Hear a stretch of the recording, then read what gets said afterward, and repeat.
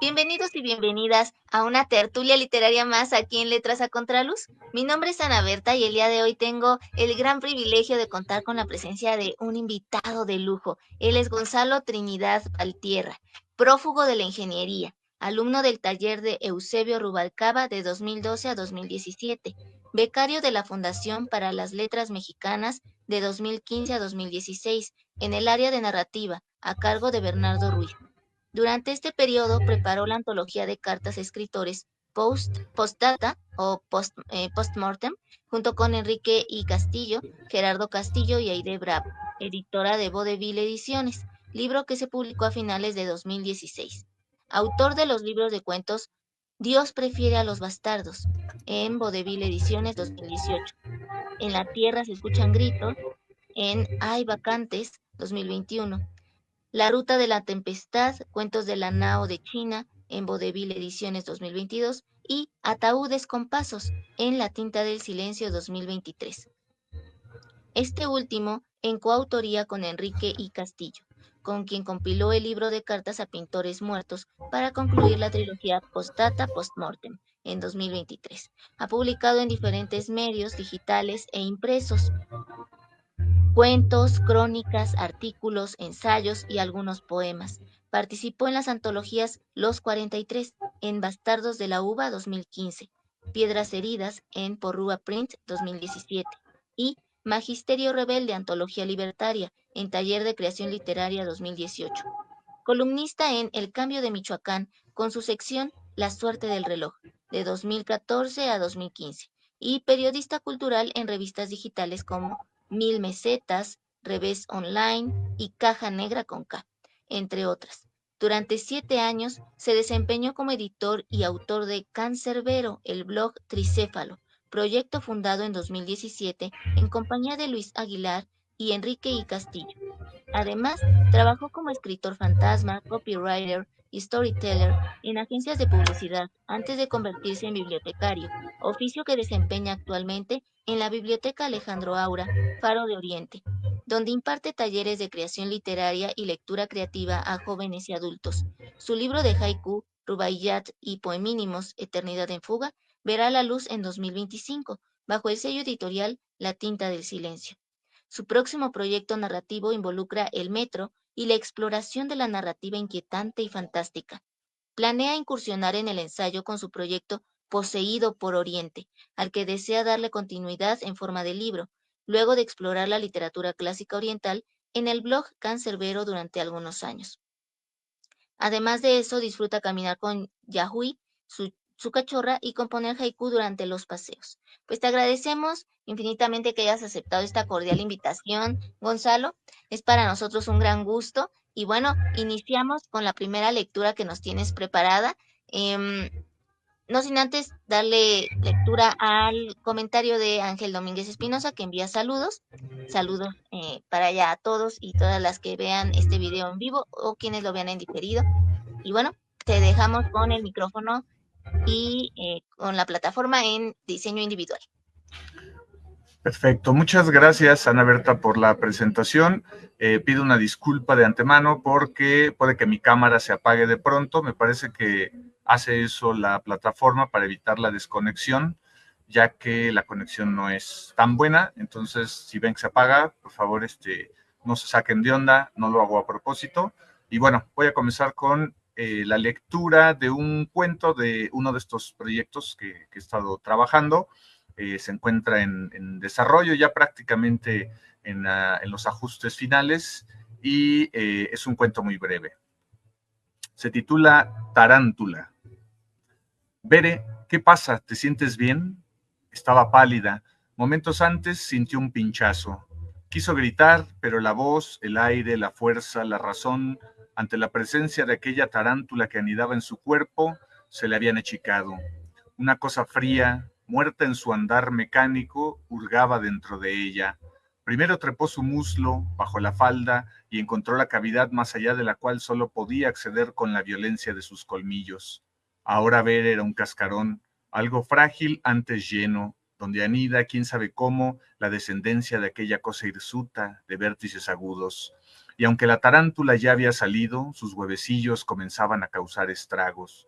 Pronto dejarían la etapa larvaria para emerger por docenas, igual que su progenitora, hambrientas, con el único propósito de infestar su cuerpo hasta devorarlo.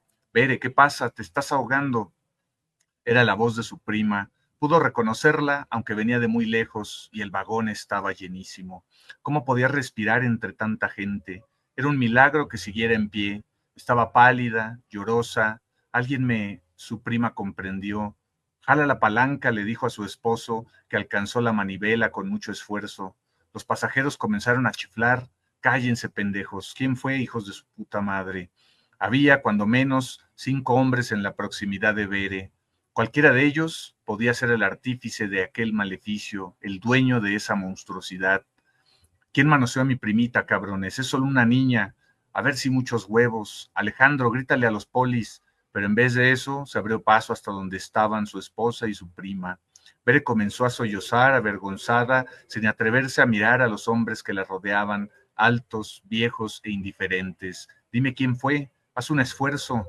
Los policías batallaban por mantener el orden en el andén. Ya muevan esta pendejada. ¿Quién fue? Velos. Señala uno a cualquiera, al que sea de esos pinches marranos. Bere levantó la cabeza, pero de un momento a otro sintió horribles arcadas. A ver si muchos huevos, ojetes. ¿Quién se pasó de verga? Era el esposo que de este modo trataba de encontrar al culpable. ¿Quién fue, Bere? La muchacha señaló a uno de ellos. El que evadía su mirada, ese debe ser. Alejandro lo arrastró al andén, donde una ronchita de mirones se convirtió en aparatoso bulto. Yo no hice nada, ¿yo qué? Yo no fui. La confusión reinó. La gente exigía que el metro siguiera su marcha. Hubo empujones, golpes y amenazas. Desde el andén, Bere notó que un hombre blanco, ojeroso y de espesa barba la miraba con curiosidad, como si ella fuese la depositaria de un secreto que solo él conocía. Esa cosa larga y peluda que había estado dentro de ella debía ser suya, solo suya. Algo se removió en el vértice de la muchacha, haciendo que perdiera el equilibrio, como si respondiera al llamado de su amo. Todo su cuerpo quería gritar, cada célula, cada órgano, pero los huevecillos comenzaron a romperse. La parálisis, seguida del relajamiento de ciertas válvulas y conductos que regulan la actividad del cuerpo.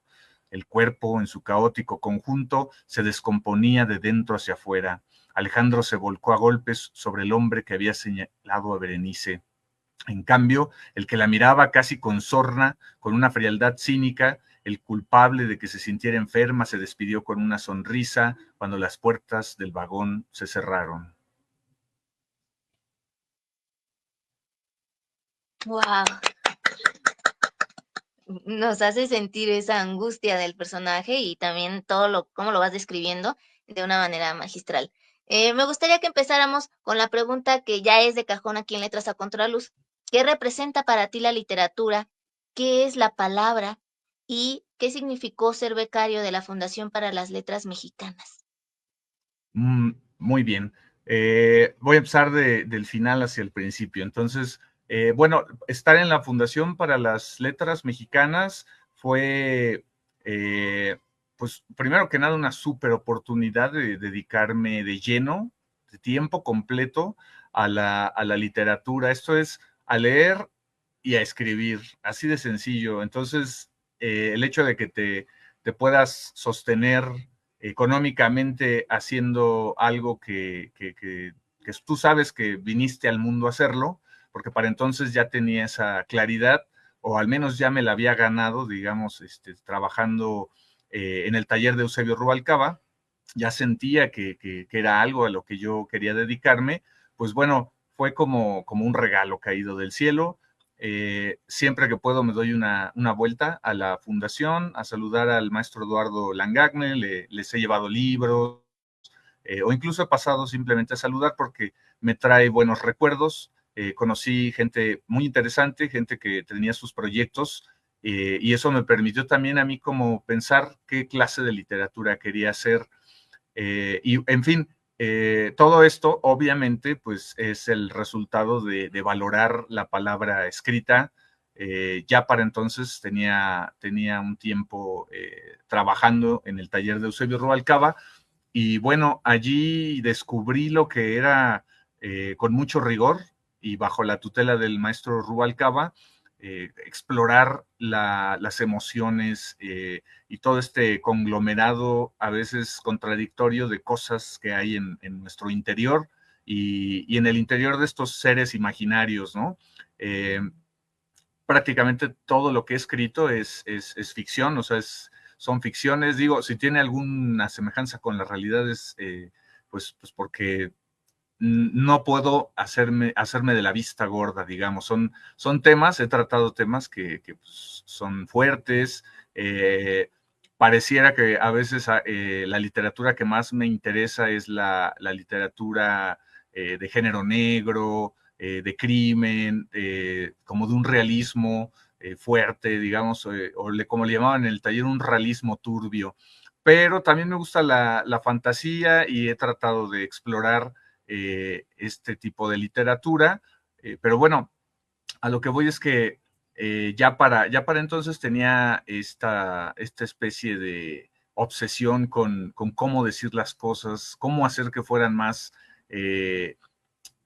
impactantes en el lector, el tipo de literatura que yo leía. Bueno, pues a mí me gusta mucho la literatura, por ejemplo, de Dashiell Hammett, todo este tipo de género negro, el policíaco.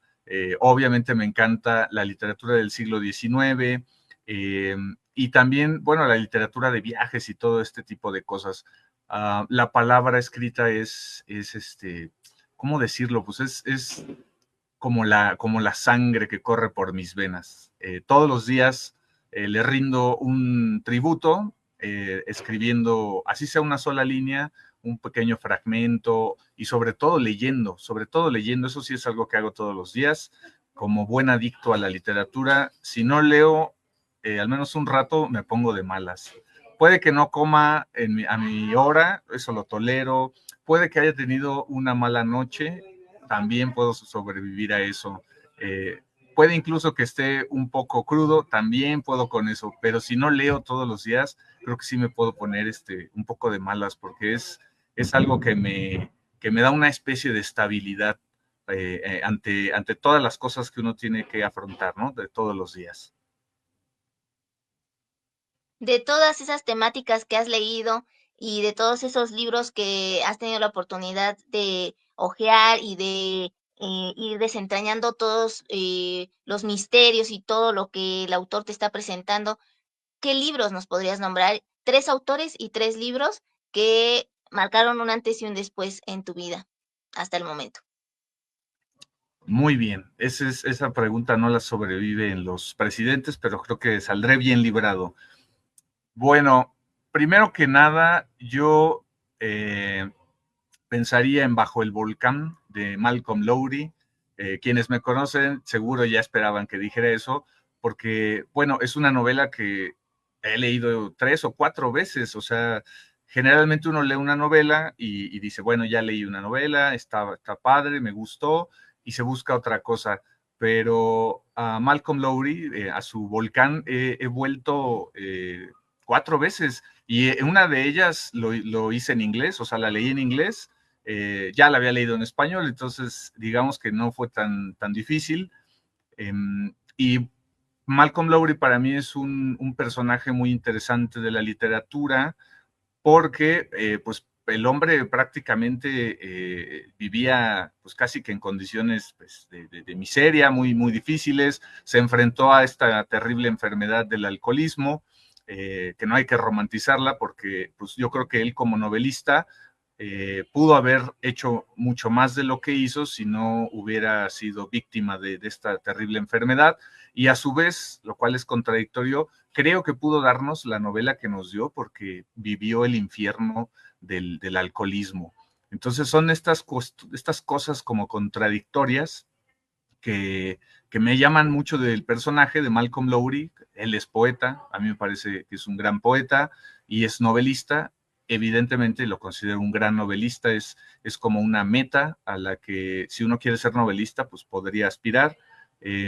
Sé que puede ser engañoso porque nosotros escribimos en español, es decir, generalmente, por lo menos a la gente que yo conozco, su lengua materna, su primera lengua es el español, leemos casi siempre en español, pero bueno, digamos como molde, como aspiración, a pesar de que él sea un novelista inglés, creo que es pues uno de mis autores fetiches, ¿no? Es una cosa así a la que trato de volver constantemente cada cierto tiempo, releer ya sea la novela completa o simplemente hojearla un rato, ¿no? También eso a veces se nos olvida que podemos simplemente leer algunas porciones de los libros, sobre todo si ya los leímos y es una relectura, creo que es muy rico de pronto agarrar una novela y decir, a ver, me voy a leer este capítulo que me gusta.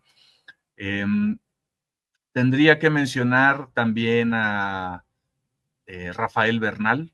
Rafael Bernal para mí es un modelo de autor, un modelo de escritor que pues ha sido, pienso yo, pobremente leído en nuestro país, porque él es mexicano, o sea, doble agravio, ¿no? Leerlo poco y leerlo mal, pues es un doble agravio a los autores.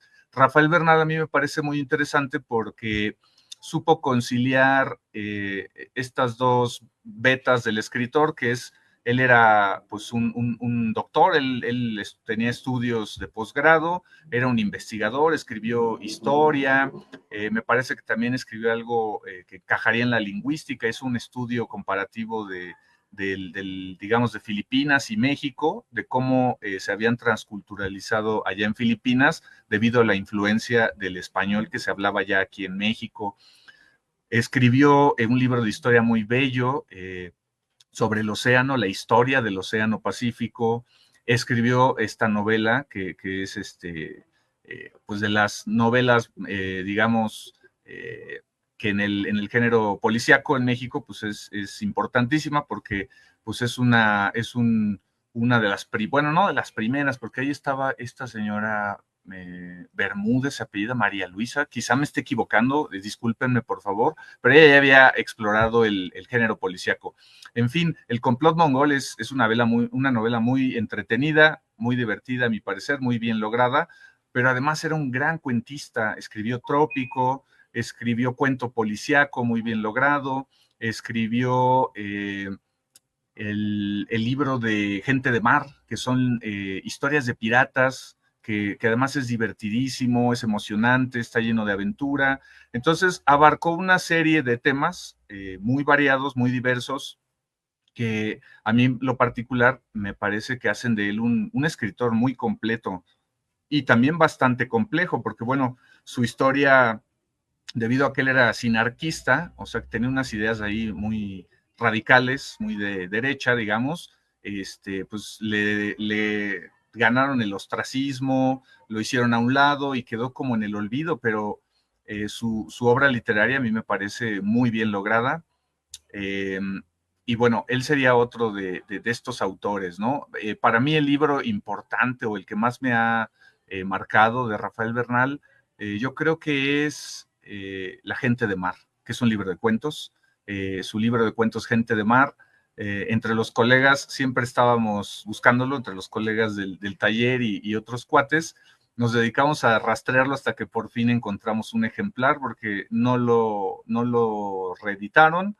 Trópico ya lo pueden encontrar, ya lo pueden comprar en librerías, así nuevecitos, se los recomiendo mucho, porque también ahí demuestra qué clase de cuentista es. Y en tercer lugar, déjenme pensar, porque me gustaría mencionar, um, ¿quién puede ser? Mm, Me gustaría mencionar a alguien en la poesía, algún poeta. Yo creo que va a ser Tablada. A mí Tablada me parece, aunque Octavio Paz decía que no era un gran poeta, se me hace difícil afirmar ese tipo de cosas, pero bueno, al señor Paz se le daban esos exabruptos, ¿no? José Juan Tablada a mí me gusta muchísimo porque hizo algo que yo pienso que en su época era sumamente difícil.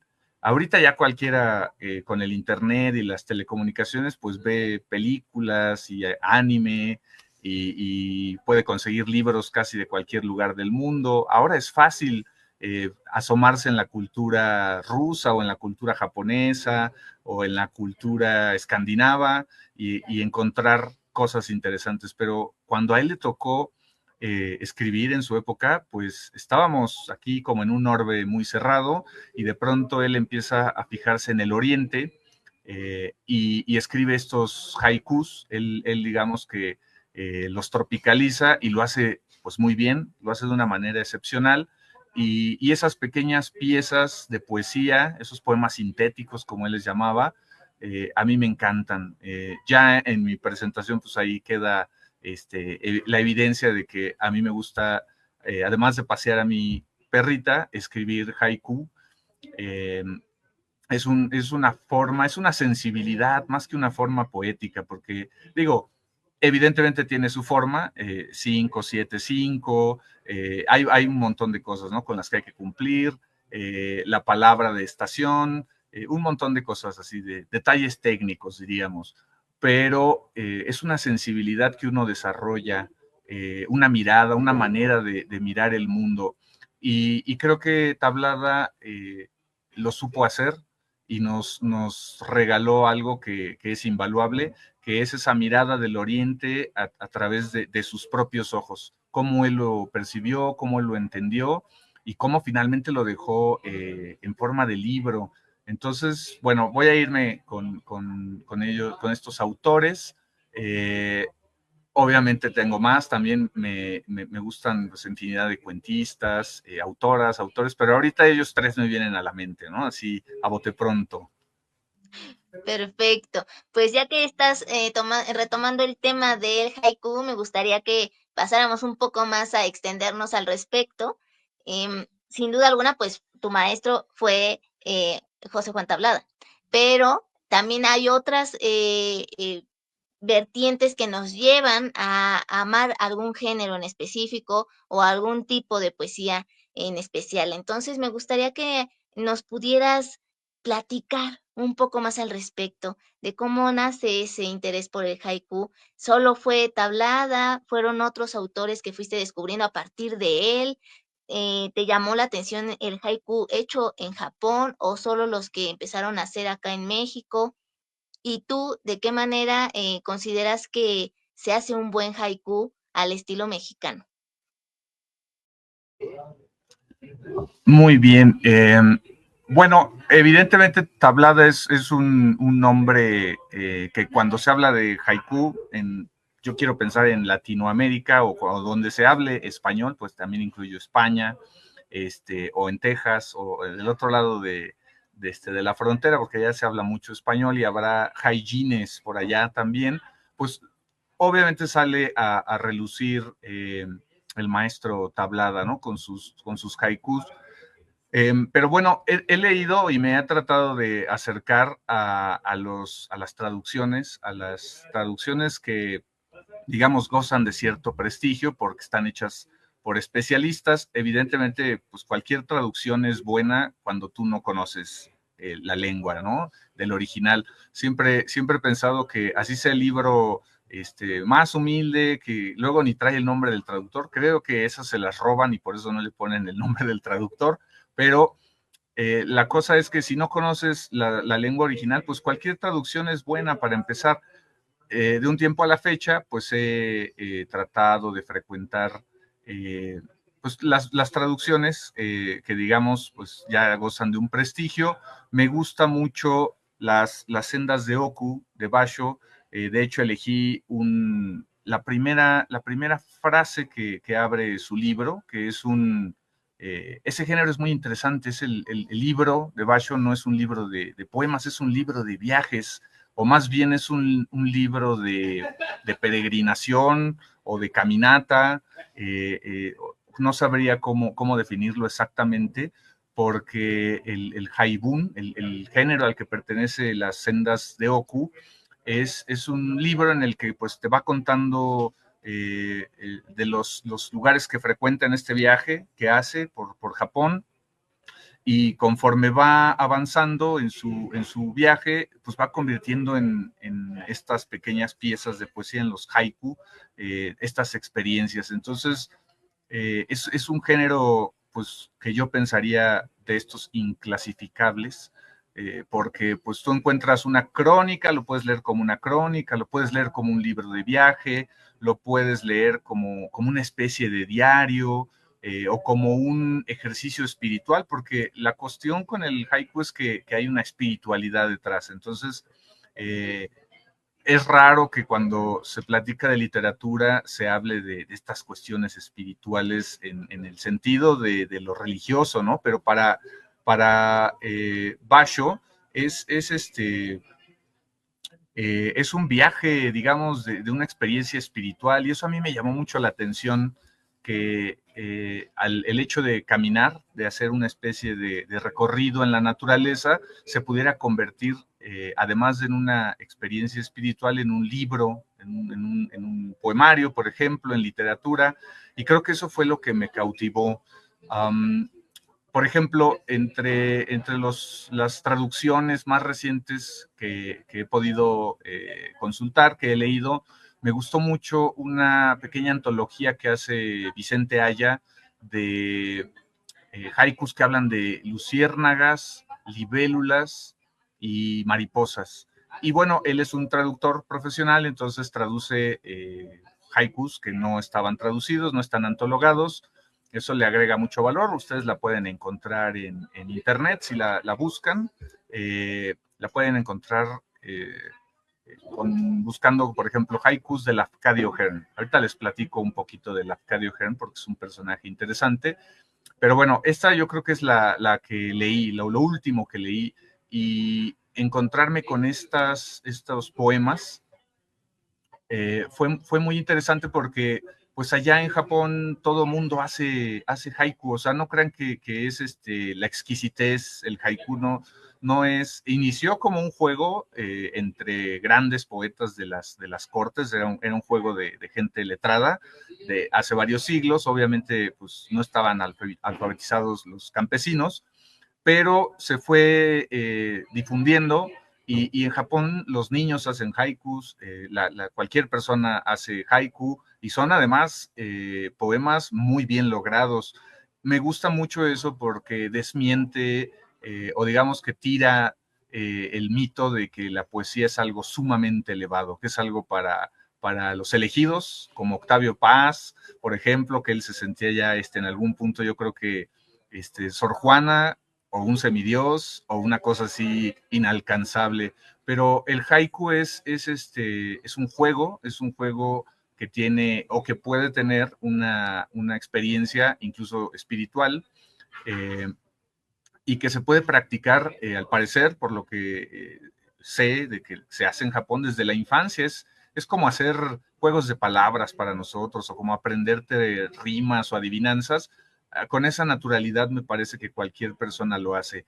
La antología de la traducción a la que me refiero, que hace Vicente Aya, pues es una colección de haikus, algunos de grandes poetas, de grandes maestros, y otros son haikus que los recogió Lafcadio Hearn en su viaje ya por Japón. Él se vuelve japonés prácticamente, recoge estos haikus y los colecciona y luego los publica. Y son poemas que de pronto le decía, no sé, alguien que en la recaudería, o el que vendía verduras, o el que hacía, tenía su restaurante, o un barrendero, un jardinero, le decía un haiku.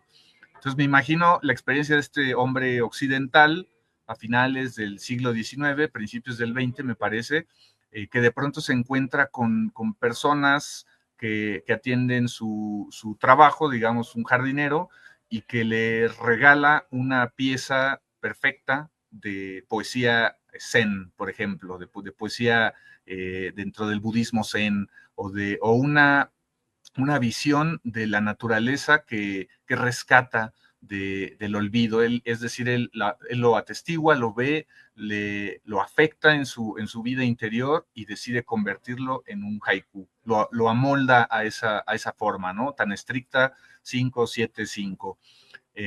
Entonces todo eso a mí me pareció maravilloso, cautivante. O sea, es decir, es como pensar que cualquier día en tu trabajo te encuentras a alguien y te regala uno de estos poemas tan acabados, tan preciosistas incluso, pues es una cosa a la que me gustaría que aspiráramos en este país. Creo que ese sería como una aspiración, por lo menos desde mi punto de vista.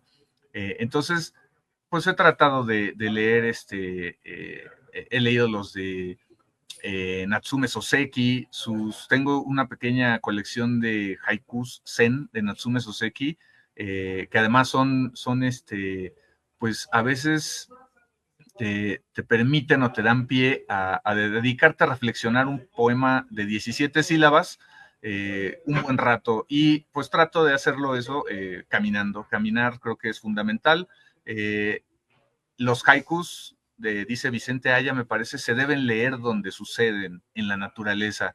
Entonces, ahora como bibliotecario, pues a veces me pregunto si la biblioteca es el mejor lugar para presentar los libros, por ejemplo. Y he descubierto que no siempre es el mejor lugar. A veces hay que salir de la biblioteca para presentar los libros, para hablar de los libros o de los autores, porque sucede esto que tiene un prestigio, pero a veces ese prestigio de estos espacios pues les estorba, ¿no?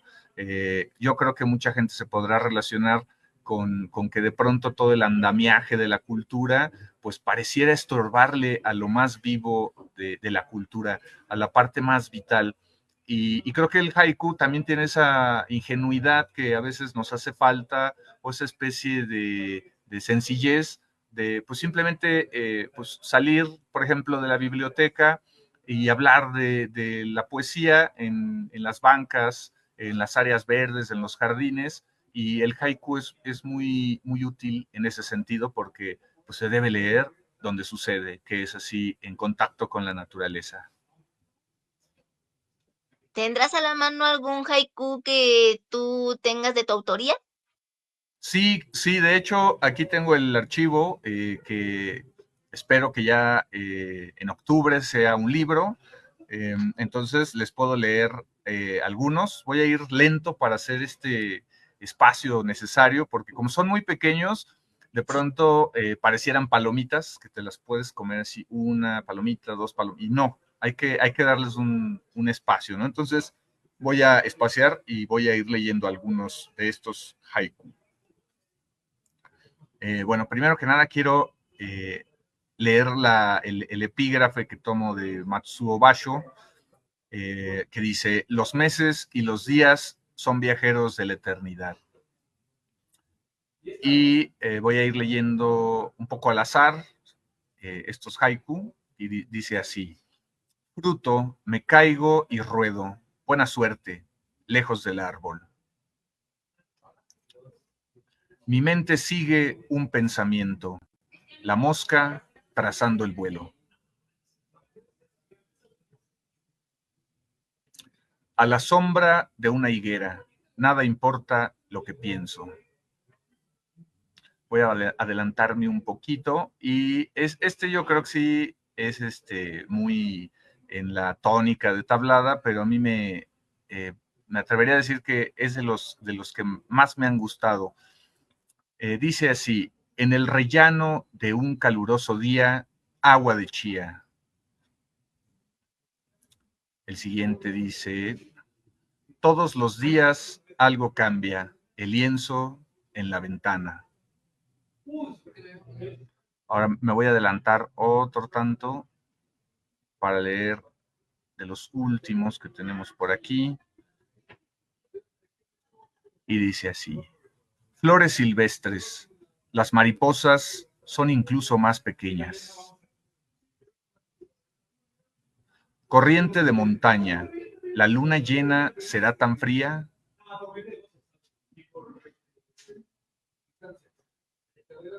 Los volcanes, el aire es aún más frío si no los veo. El que sigue es producto de un paseo, de algún paseo en el desierto de los leones, y dice así: El viento sopla, en un claro, ascética, se alza la ermita. El siguiente dice, igual que yo, la mosca en la guayaba ignora su final. Y uno más de esta misma página. El riachuelo, casi seco, aún conserva mi reflejo.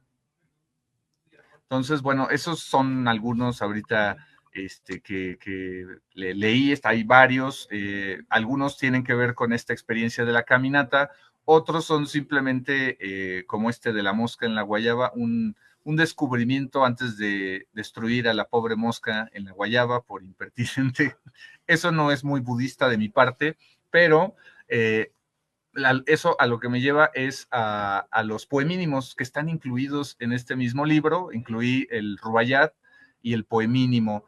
Eh, Me pareció, por ejemplo, que había una serie de contactos entre el haiku y el poemínimo, que es un género, digamos, pues que pretende ser humorístico en la poesía, y también me empecé a adentrar en esa vía, en esta forma poética creada por Efraín Huerta.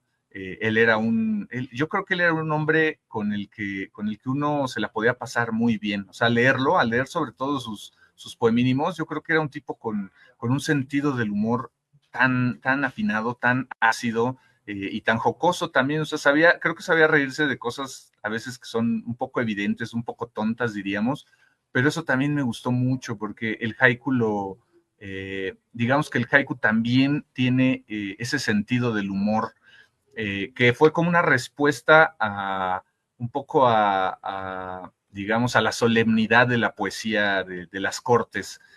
Casi siempre, pues, cuando la poesía se vuelve muy académica, se vuelve muy solemne, empieza a asumir un tono que se va alejando, sobre todo del modo en el que habla la gente, ¿no? Del habla popular, del habla coloquial, y termina pues convirtiéndose en una especie de conocimiento secreto, casi un ocultismo solo para los iniciados. Y creo que pudiera ser una enfermedad de la poesía, ¿no? Cuando le sucede eso,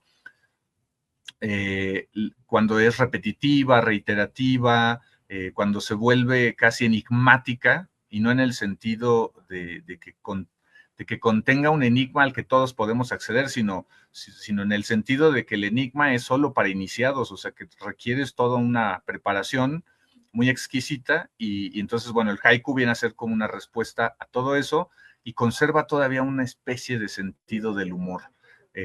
No sé qué tanto se pueda comparar nuestro sentido del humor con el de los japoneses. Yo creo que debe diferir bastante, pero bueno, finalmente aquí somos todos humanos y creo que hay vasos comunicantes. Y es, claro que sí, estoy totalmente de acuerdo. Ahora, vamos a cambiar un poquito de tema, pero siguiendo casi en la misma línea. ¿Cuáles son los retos a enfrentar como periodista cultural desde esa visión que tienes tú y desde la experiencia que has tenido? Pues fíjate que como periodista cultural tuve la oportunidad de trabajar incluso cubriendo festivales, haciendo reseñas. Creo que hacer reseñas es una de las primeras cosas que cuando quieres ser escritor te pones a escribir, porque pues puedes agarrar un libro y decir, bueno, yo pienso esto de tal libro, me parece que el autor tiene aciertos aquí y aquí, en este aspecto no estoy de acuerdo, no estoy seguro, en fin, hacer una valoración. Entonces, me comencé, digamos que mi trabajo en la escritura haciendo este tipo de textos, reseñas, comenzaba a explorar, digamos, el ensayo, hacía artículos, cubría eventos culturales y creo que uno de los principales retos, además digamos, de la falta de certezas laborales o de que haya incluso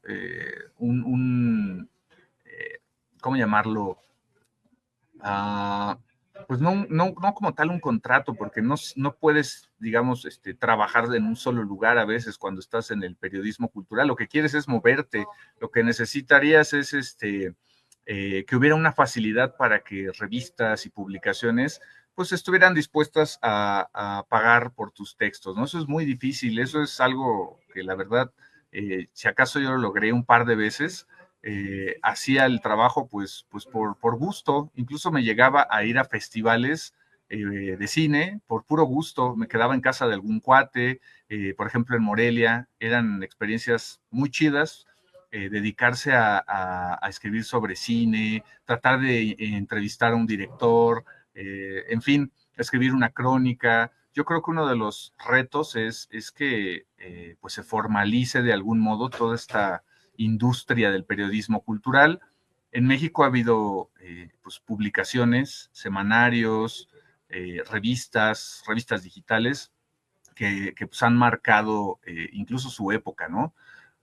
Pero pues así como la precarización afecta a otros campos laborales, pues le ha pegado mucho al periodismo cultural. Entonces, por lo menos en mi experiencia ha sido difícil encontrar ahí estabilidad.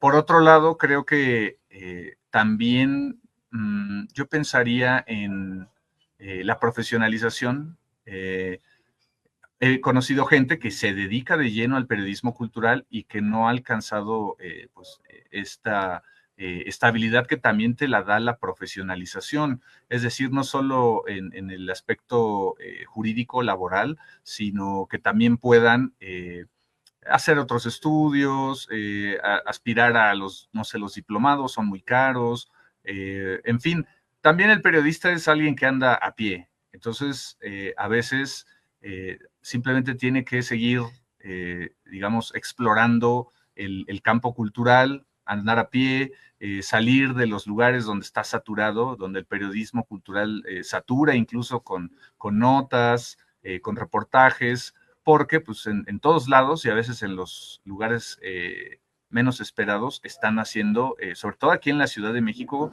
cultura. De este lado, yo trabajo aquí en Iztapalapa, en Faro de Oriente.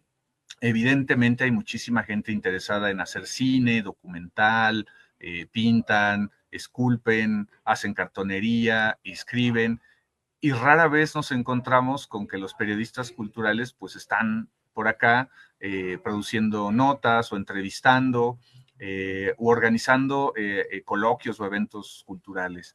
Entonces, pues está sumamente centralizado, hay oportunidades escasas eh, pues profesionalizarse, no solamente en el sentido académico, sino que la estabilidad laboral te permita desarrollarte a largo plazo, pues yo creo que eso es una de las cosas más difíciles. No quiero decir que todo es negativo, evidentemente no lo es, y sobre todo, pues quien aspira a ser periodista cultural, por ejemplo, pues ahora creo que tiene más oportunidades, por ejemplo, de formarse. Hay muchas revistas, hay muchísimas revistas que hacen muy buen trabajo, dispuestas a recibir textos y trabajar con estos aspirantes a, digamos, a periodistas culturales. En mi caso fue una etapa, pensaría yo, que me permitió reafirmar como mi convicción de dedicarme a la escritura. Es decir, toda escritura, pues bueno, fui escritor fantasma, copywriter, todos los días tenía que llegar, prender la computadora y sacar textos, o sea, ahí tienes que hacerlo sí o sí, y ves cómo te las ingenias. Entonces, es una especie de gimnasia. Le decía a mis colegas en la chamba, decía, bueno, pues es como ir a hacer pesas. O sea, estás aquí todos los días sacando textos, inventando algo, viendo cómo corriges el estilo de un texto, o lo reescribes, o lo abordas desde otro punto de vista. Y es como ir al gimnasio, o sea, aquí no existe el miedo a la página en blanco, el bloqueo creativo, todos los días tienes que producir textos y eso te da una especie de, pues sí, como de músculo, ¿sabes? O sea, todos los días tienes que estar escribiendo. Eh, eso también creo que fue importante, porque desde que tomé la decisión de dedicarme a la palabra escrita, dije, bueno, pues tengo que encontrar trabajos que me permitan desarrollar esa relación con la palabra. Si me hubiera seguido por el camino de la ingeniería, pues yo pienso que no hubiera podido hacer lo que he hecho hasta el momento. O sea, habría tenido que dividirme, ¿no? Y dejar para después lo que quería escribir. No lo hice y dije, bueno, pues me voy a aventar así, de boca, ¿no? Me voy a lanzar y a ver qué pasa. Ha sido toda una aventura y el periodismo cultural en su momento me permitió reafirmar esta convicción, ¿no? De dedicarme a la escritura. Yo veía cómo le hacía, pero tenía que escribir. Y en algún lugar siempre encontré revistas, incluso periódicos como El Cambio de Michoacán, y publicaciones, pues llegué a publicar, por ejemplo, en Argentina y en esta revista Río Grande Review, que creo ahora ya le cambiaron el nombre, que pues estos amigos están en Texas, si no me equivoco. La cosa era encontrar esos espacios y picar piedra. Y bueno, pues fue hace mucho que no hago periodismo cultural, pero lo considero como una de las digamos, de las vertientes más nobles de escritura. Ya casi para ir terminando, porque el tiempo se nos va volando, me gustaría que nos compartieras 2 o 3 ejercicios de narrativa que recomiendas poner en práctica, ya sea de acuerdo a lo que aprendiste con tu profesor Bernardo Ruiz o que tú mismo has experimentado y que te ha funcionado correctamente. Aparte de leer, ya sabemos que ese es de cajón. La lectura es indispensable para poder ir formando tu estilo. Disculpen por la interrupción de la transmisión, pero bueno, ya estamos para acá otra vez. Me había preguntado Ana Berta sobre qué hago para escribir, ¿no? Nos pidió 3 consejos.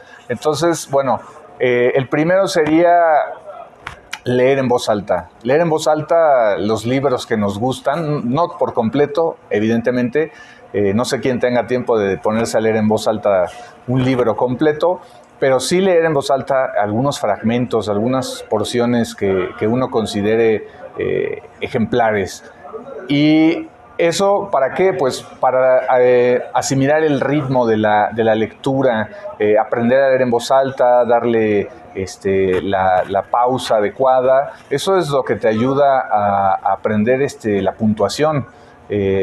Hacer esas lecturas en voz alta te permiten ver por qué la coma está donde está y el punto y coma y todas estas cuestiones técnicas. La segunda sería, pues, además de escribir sus propios textos de manera, digamos, recurrente, es decir, trabajar constantemente, también hay que leerlos en voz alta. Para mí la lectura es fundamental, es uno de los pilares de la escritura, leer a otros autores y leerse a uno mismo en voz alta. Ahora, sobre la escritura en concreto, yo creo que nada mejor que imponerse retos creativos. Es decir, hay ejercicios, infinidad de ejercicios que uno puede hacer y que puede encontrarlos en internet. Abundan los blogs y los artículos sobre cómo hacer ejercicios de escritura. Pero no quiero detenerme en esos detalles o en estas cuestiones sumamente técnicas, y más bien me gustaría hablar sobre los retos creativos. Usualmente se entiende la escritura como una manera de expresión personal, íntima, es una creación artística, cuando tiene la intención de ser artística, porque pues escritura se puede hacer de todo tipo.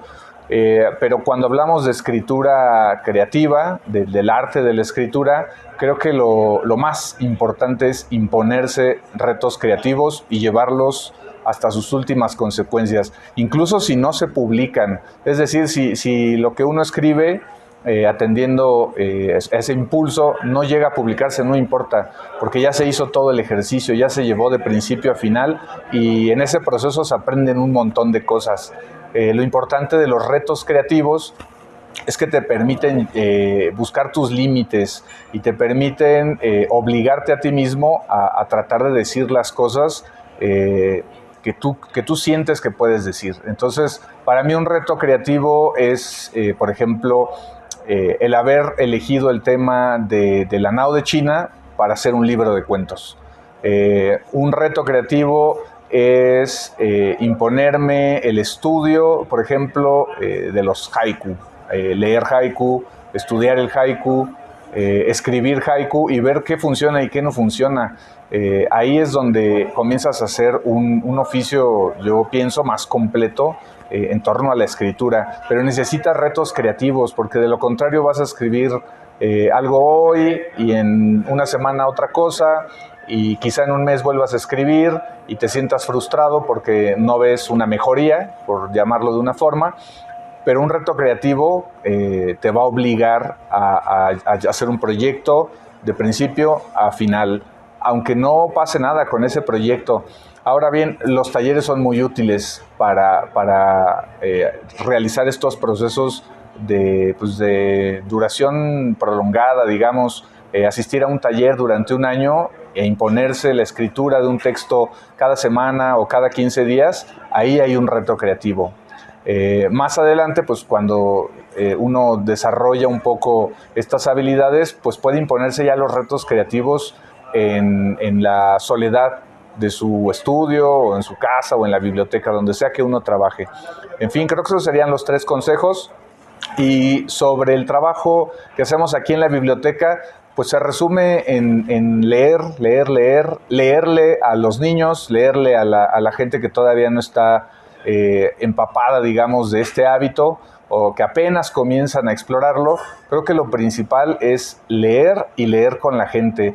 Se suele pensar que la lectura es algo solitario e individual y no es verdad. Piensen en cómo les enseñan a leer en las escuelas o en sus casas. Recuerden cómo era la lectura. Uno hacía lecturas en coro o iba leyendo cada quien un fragmento, un párrafo o una estrofa de un poema, y entonces todos podían escucharse, y al escuchar a otros uno mejoraba su lectura. Entonces aquí en la biblioteca hacemos mucho el ejercicio de leer con la gente en voz alta y de leerle a los niños sobre todo. Es una especie de donación de nuestro tiempo, es un acto de amor, ir y leerle a alguien algo que uno considera que está bien escrito o que puede gustarle. A los niños evidentemente les leemos literatura enfocada en niños, dependiendo de la edad que tengan, si son de primaria o incluso de secundaria, pues elegimos los libros que leemos con ellos. Y por otro lado, pues está la parte de la escritura, que tenemos talleres aquí en la Biblioteca Alejandro Aura. Impartimos talleres de escritura creativa. Armando Oviedo es un tallerista aquí en la biblioteca. Él imparte sus propios talleres, entonces pues ya tenemos una oferta bastante completa en la biblioteca. Además de leer y de dar talleres de escritura, pues simplemente platicamos de libros. Cualquier persona puede venir, por ejemplo, los sábados, que tenemos el Libro Club a partir de las 11, viene, lee un rato y platicamos sobre los autores, sobre los libros, platicamos sobre los géneros a los que pertenecen las obras, hablamos de otros autores con los que tienen pues alguna afinidad, los libros que tratamos aquí en el Libro Club. Entonces, bueno, leemos, escribimos y hablamos sobre libros. Nuestro trabajo, pienso yo, es introducir el libro en